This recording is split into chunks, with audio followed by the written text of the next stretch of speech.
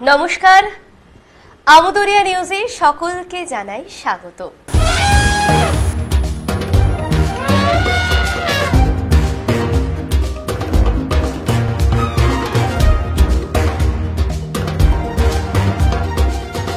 আসছে হাতি ও অভিযান, প্রতি শনিবার ঠিক রাত ৯টায় চোখ রাখুন আমোদরিয়া নিউজে। Amodariya news, voice of the marginal. আজ কথা বলবো এমন একজন মানুষের সাথে যিনি মাছ নিয়ে প্রচুর গবেষণা করেছেন। উত্তরবঙ্গের মাছ সম্পর্কে আজ আমরা জানব। প্রথমেই বলি, উত্তরবঙ্গের অলিখিত প্রাণকেন্দ্র শিলিগুড়িতে জন্ম আমাদের আজকের অতিথি ডক্টর বিমল কুমার চন্দ। তিনি নীলনরণী স্কুলের পাঠ শেষ করে দার্জিলিং গভর্নমেন্ট কলেজের জুলজি অনার্স করেছেন, সেখানেই এমএসসি করেছেন। তারপরে কল্যাণী বিশ্ববিদ্যালয় থেকে তিনি পিএইচডি করেছেন। তারপরে তরাই তারাপদ আদর্শ বিদ্যালয়ে চাকরি পান, সেখানে সহ প্রধান শিক্ষক হিসেবেই তিনি অবসর নেন। পশ্চিমবঙ্গের বিজ্ঞান মঞ্চের অন্যতম একজন প্রতিষ্ঠা এবং সে সময়ে সম্পাদক ছিলেন তিনি। গবেষণা করেছেন নানা বিষয়ে, তবে এই মাছ নিয়ে নিবিড় গবেষণার জন্য তিনি পেয়েছেন নানা স্বীকৃতি, যেমন স্টেট সায়েন্স অ্যান্ড টেকনোলজি কংগ্রেসের পক্ষ থেকে বেস্ট রিসার্চ পেপার অ্যাওয়ার্ড পেয়েছেন 2010 সালে। 2021 সালে ইন্টারন্যাশনাল বেনেভোলেন্ট রিসার্চ ফাউন্ডেশন দিয়েছে লাইফ টাইম অ্যাচিভমেন্ট অ্যাওয়ার্ড। 2024 সালে Minerva life time edu award.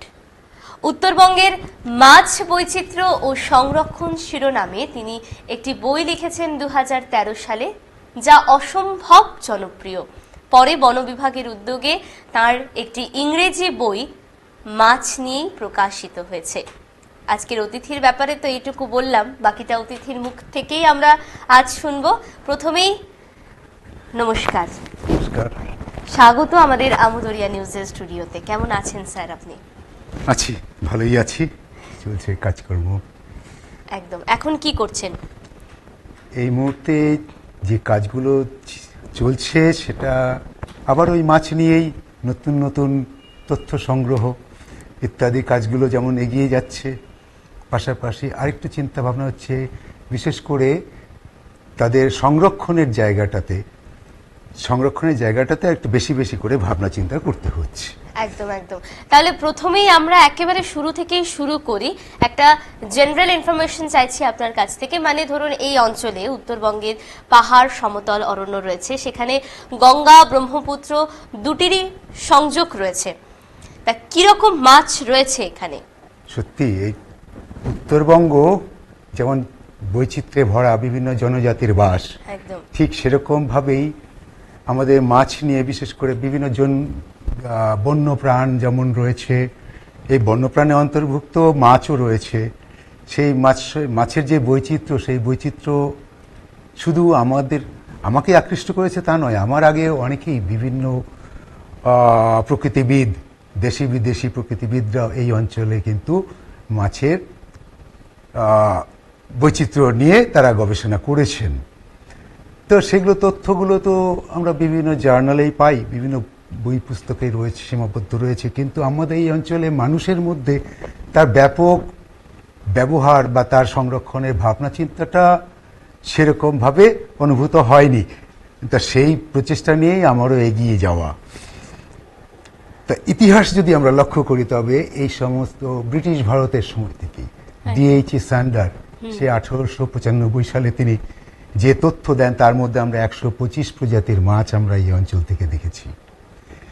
তার পরবর্তীকালে সয়েন্স সেভিয়ার, তিনিও ব্রিটিশ ভারত 1937 সালে তিনি দীর্ঘ 15 বছর এর উপর, বিশেষ করে ওয়েস্টার্ন ডুয়ার্স অঞ্চল সেই সময়, সেখানে তিনি 131টা প্রজাতির মাছের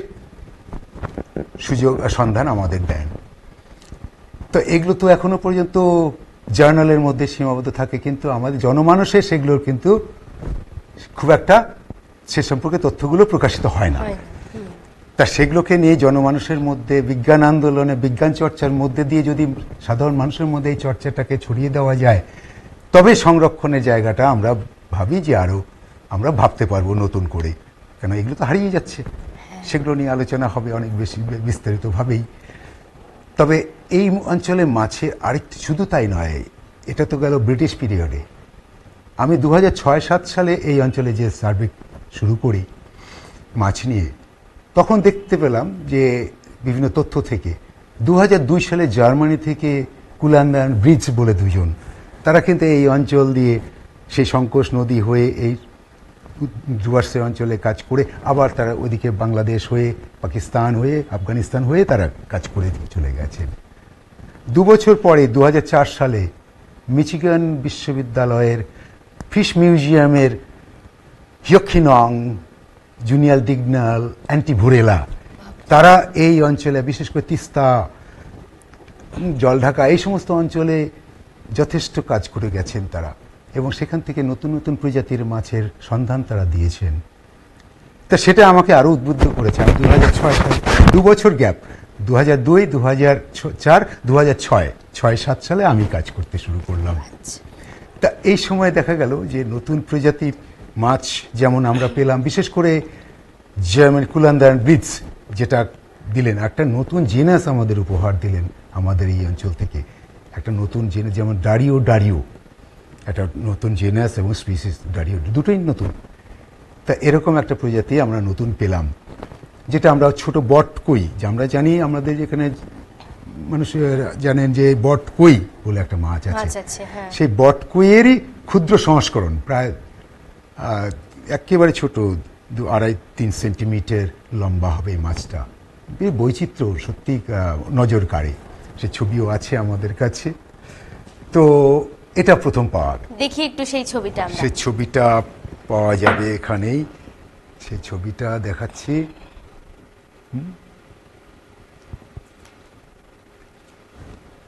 আচ্ছা, এই মাছটা ডারিও।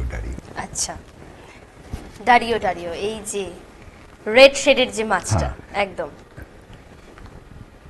তো এটা নতুন আমাদের 2002 সালে উপহার হলো, নতুন গণনাম এবং নতুন প্রজাতি নামে মাছ, ডারিও। পরবর্তীকালে 2004 সালে তিস্তা নদী থেকেই বাতাসীয় ফ্যাসিকুলাটা বলে আরেকটা নতুন প্রজাতির মাছ, সেটা প্রকাশ পেল আমাদের এই অঞ্চলের থেকে। এরকম এই বাতাসীয় ফ্যাসিকুলাটা, সেটাকেও আমরা এখানে মাছের এখানে দেখব, সেটাও একটা নতুন প্রজাতির। এই বাতাসীয় ফ্যাসিকুলাটা, এই যে এই মাছটি 2 নাম্বারটা, এই মাছটি 2004 সালে তিস্তা নদী থেকে নতুন প্রজাতি হিসেবে চিহ্নিত হলো। এরপরে আমি যেটা দেখলাম, আমার প্রজাতি নতুন প্রজাতি নয়, তবে আমাদের পশ্চিমবঙ্গ থেকে 8 প্রজাতির মাছ, যেটা আগে সমীক্ষিত হয়নি, সে 8 প্রজাতির মাছ আমি নতুন দেখাতে পারলাম যে আমাদের পশ্চিমবাংলা থেকে পাওয়া যাচ্ছে। আচ্ছা, তো এই রকমভাবে মাছের বৈচিত্র্য যেতে লক্ষ্য করলাম, কেন বৈচিত্র্যটা হলো, এই বিষয়ে আমাদেরকে একটু ভাবতে হবে যে আমরা যদি মাছের যে বিস্তৃতির কথা বলি, মাছের বিস্তৃতির কথাটা হচ্ছে যে আমাদের ভারতবর্ষে যে মাছের বিস্তৃতি, সেটা হচ্ছে পশ্চিমে সিন্ধু নদ, মাঝখানে গঙ্গা, এবং পূর্বে একেবারে সেটা হচ্ছে ব্রহ্মপুত্র। এই 3টে নদী এবং তার শাখা প্রশাখায় যে মাছের বিচরণ, সেটাই কিন্তু আমাদের মাছের বিস্তৃতি। একদম। আর আমাদের উত্তরবঙ্গ এদিক থেকে দুটোরই বিষয়টা হচ্ছে, গঙ্গা রিভার সিস্টেম যেমন রয়েছে, আবার ব্রহ্মপুত্র রিভার সিস্টেম, এই দুটো রিভার সিস্টেমের মিক্সচার হয়েছে। উপরন্তু হচ্ছে আলটিটিউডিনাল ডিফারেন্স, কোল্ড ওয়াটার ফিশারিজ একটা হাই অ্যালটিটিউড, আবার ওয়ার্ম ওয়াটার ফিশ যেটা হচ্ছে সমতলে, ফুটহিলে, হিমালয়ান অঞ্চলে।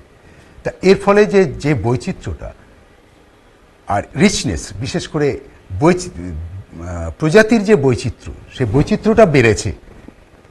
কিন্তু যত দিন যাচ্ছে প্রজাতির বৈচিত্র্য যেমন বেড়েছে, ঠিক তেমনভাবেই সংখ্যা একেবারেই কমে যাচ্ছে।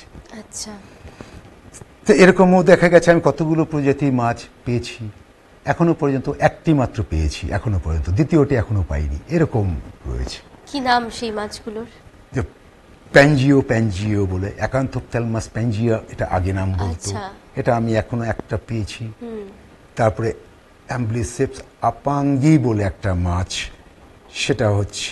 সেটা প্রথম আমাদের পশ্চিমবাংলা থেকে প্রথমেই পাওয়া গেল। তবে সেটাও আমি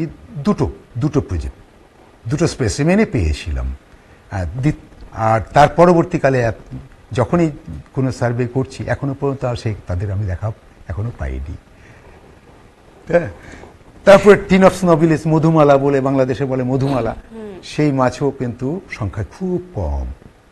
যেটার একটা বিশাল বিষয় হচ্ছে যে লার্ফিসিটাল, অর্থাৎ লার্ভা, মশার লার্ভাকে, এমনকি মাছগুলোকে দেখেছি জলের উপরে লাফ দিয়েও মশা ধরে খাচ্ছে। আচ্ছা, তো এরকম সাধারণত দেখা যায় না মাছের জলে। এরকম সেটাও আমাদের এখানে রয়েছে, কিন্তু তার সংখ্যা একেবারেই কম। তা এই যে আপনি উপরের দিকের কথা বলছিলেন, একটু ঠান্ডায় বরফের জায়গায়, ওইখানে কি ধরনের মাছ দেখা যায়? আচ্ছা, cold water fishes. Cold water fishes. Cold water fish বলতে যে কোল্ড ওয়াটার ফিশ কাকে বলবো সেই বিষয়টা একটু হ্যাঁ, জানা অবশ্যই দরকার সেটা হয়। আগে বলতেই হয়। আচ্ছা, কোল্ড ওয়াটার ফিশে বিশেষ করে ইউরোপ যেটা বলে, ওরা যে ওদের স্যালমন নিডি ফ্যামিলির যে মাছ, শ্যাময় মাছ টাছগুলো ওরা বলে, তো ওরা যে কোল্ড ওয়াটারে বাস করে আর কি, সেটা দেখা যাচ্ছে প্রায় 0 থেকে 20 ডিগ্রি সেলসিয়াসের মধ্যে থাকে। তা এটা যেমন ওরা ওটাকেই ধরে, যারা স্যালমোনিডি গোত্রের যে মাছগুলো রয়েছে, শ্যাময় মাছ ইত্যাদিগুলো, তারা যে জলের তাপমাত্রায় বাঁচে সেটাই হচ্ছে কোল্ড ওয়াটার। আবার আমাদের দেশের বিচারে আমরা ধরি যে সি লেভেল, সমুদ্রপৃষ্ঠ থেকে প্রায় 914 মিটার উচ্চতা যদি অল্টিটিউড ধরা হয়, সেখানে দেখা যায় আমাদের যে ইন্ডিয়ান মেজোকার্প বিষয়, রুই, কাতলা, মৃগেল, এগুলো এই উচ্চতায় বাঁচে না। এটা আমাদের দেখা গেছে। তো এই অঞ্চলটাকে আমরা এই তাপমাত্রা বা এই আমাদের এই ভারতবর্ষের এই বিশেষ করে এইভাবে আমরা কোল্ড ওয়াটারকে চিহ্নিত করা হয়। আচ্ছা। তো ঠিক সেরকম ভাবে আমাদের পাহাড়, যেহেতু উত্তরে কোল্ড ওয়াটার, আমাদের সেটা তার উচ্চতাও রয়েছে, তার বেশি উচ্চতা রয়েছে সিকিম, দার্জিলিং পাহাড়ি অঞ্চলেও। তা সেখানে আমরা বিশেষ করে স্নো ট্রাউট, যেটা ইউরোপে যে ট্রাউট বলা হয় সেই অর্থে এরা ট্রাউট নয়, ট্রাউটের মতন দেখতে, সেই জন্য এদেরকে আমাদের ইন্ডিয়ান স্নো ট্রাউট বলাই ভালো। যেটা হ্যাঁ, এটা নেপালিতে ওরা বলে অসলা মাছ বলে আর কি। হ্যাঁ, সেটা হচ্ছে আমাদের এখানে দুটো প্রজাতির মাছ আমি এখনো পর্যন্ত চিহ্নিত করতে পেরেছি, একটা সাইজোথোরাক্স রিচার্ডসনি আর একটা হচ্ছে সাইজোথোরিকথিস প্রোজেস্টাস। এই দুটো মাছের ছবি আমার এখানে রয়েছে বইতে। তা এই দুটো মাছকে চিহ্নিত করা হয়েছে, এই যে উপরের দুটো, এই দুটো মাছ, উপরেরটা হচ্ছে সাইজোথোরাক্স রিচার্ডসনি, পরেরটা হচ্ছে সাইজোথোরিকথিস প্রোজেস্টাস। এরা পাহাড়ের একেবারে বরফের মধ্যে, বরফ যদি কাটা যায়, বরফ কেটে তার ভেতর থেকে এই জ্যান্ত মাছগুলো বেরিয়ে আসে। তো এরকম, এছাড়া আরো যে মাছগুলো রয়েছে, এই তার পরবর্তী যে মাছগুলো রয়েছে, এটা হচ্ছে রিভার ট্রাউট বলা হচ্ছে। তারপর এগুলো হচ্ছে 3 ধরনের মহাশোল। আমাদের এই অঞ্চলটা মহাশোলের জন্য বিখ্যাত। মহাশোল নিয়েও আমরা কথা বলবো। আচ্ছা, তবে আপনার সমীক্ষায় একটু আগে আপনি বলছিলেন যে পশ্চিমবঙ্গে প্রথম পাওয়া গিয়েছে 8 প্রজাতির মাছ। হ্যাঁ, তো তা নিয়ে যদি একটু কিছু বলতেন। পশ্চিমবঙ্গে এগুলো যদিও আশেপাশে আমাদের আসাম বা মেঘালয় অথবা বিহার এই সমস্ত অঞ্চলে পাওয়া গেছে, কিন্তু আমাদের অঞ্চল থেকে এগুলোকে সমীক্ষার মাধ্যমে কোনো এখনো পর্যন্ত আমাদের লিপিবদ্ধ হয়নি। আমাদের যে জেলা, আমাদের রাজ্যে যে পাওয়া যায়, যেটা গারা ম্যাকল্যান্ডি, এটা গারা হচ্ছে আমাদের ডুয়ার্সে কুসমা বলে একটা মাছ বলে, কুসমার। এই কুসমার বিভিন্ন আবার লোকাল নেম আছে, কোনোটা হচ্ছে লোহারি, কোনোটা এরকম ভাবে নামও রয়েছে। হ্যাঁ, গারা আনন্দালি যেটা বলা হয়, আনন্দালি, তা সেটাকে আমরা গারা হিসেবে গণনামের মধ্যে রয়েছে। আর তাদের একাধিক প্রজাতি আমরা এখান থেকে সমীক্ষা করেছি, বিশেষ করে ডুয়ার্স অঞ্চলে। তার মধ্যে গারা ম্যাকল্যান্ডি আমাদের পশ্চিমবঙ্গ থেকে আগে পাওয়া যায়নি, গারা নাগানেন্সিস আগে আমাদের পশ্চিমবাংলা থেকে পাওয়া যায়নি। তারপর গ্লিপ্টোথোরাক্স পেকটিনোপটেরেস, অ্যাম্বলিসেপস আপাঙ্গি। এই অ্যাম্বলিসেপস আপাঙ্গি অরুণাচল প্রদেশে প্রথম পাওয়া যায়। আচ্ছা, নাথ এবং দে আসাম থেকে তারা প্রথম এটাকে নতুন নামকরণ করলেন অ্যাম্বলিসেপস আপাঙ্গি। এবং দ্বিতীয় পশ্চিমবাংলা থেকে আমি সেটাকে সমীক্ষায় পেয়েছি, সেই ছবিটাও রয়েছে এখানে, যে ছবিটা দেখলেও খুব ভালো লাগবে, কেননা নতুন একেবারেই আমার এখানে নতুন। হ্যাঁ, সেই মাছটিকে আমরা এখানে দেখেন। এইটা আমাদের এখানে অ্যাম্বলিসেপস ম্যাঙ্গোইসটা হচ্ছে পরিচিত না, একদম অন্যরকম। আর এর তার নিচের থেকে এটা হচ্ছে আপাঙ্গি, অ্যাম্বলিসেপস আপাঙ্গি। এই আপাঙ্গিটা হচ্ছে বিশেষত্ব হচ্ছে এটা হচ্ছে সেকেন্ড 1989 সালে এটা প্রথম আবিষ্কৃত হয় অরুণাচল প্রদেশে। আর পরবর্তীকালে আমি একদম পিছল হবে এই মাছটা, তাই না? হ্যাঁ, পিছল দেখেই মনে হচ্ছে। এগুলো একটা বিশেষ গ্রুপ হচ্ছে অ্যাম্বলিসেপিটিডি। এই গ্রুপের এই দুটো মাছই পাওয়া যায়। আগে আমাদের দেশ থেকে এই একটা মাছই আমাদের এখান থেকে একটা মাছই পাওয়া যেত, ম্যাঙ্গোইস।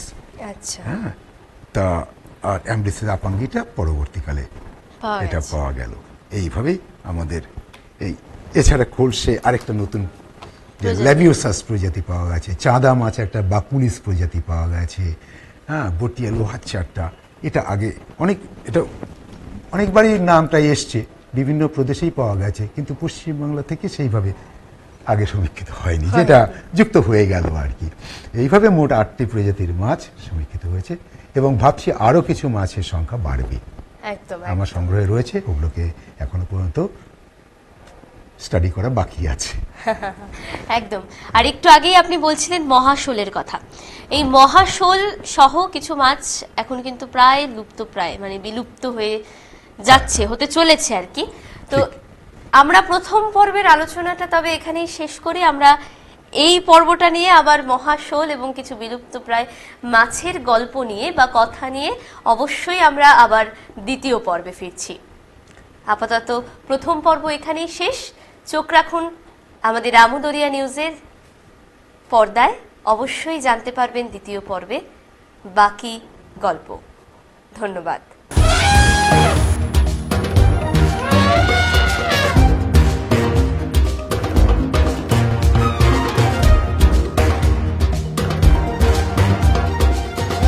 আসছে হাতিও অভিযান, প্রতি শনিবার ঠিক রাত 9টায়। চোখ রাখুন আমুদরিয়া নিউজে। Amudoria News. Voice of the Marginal.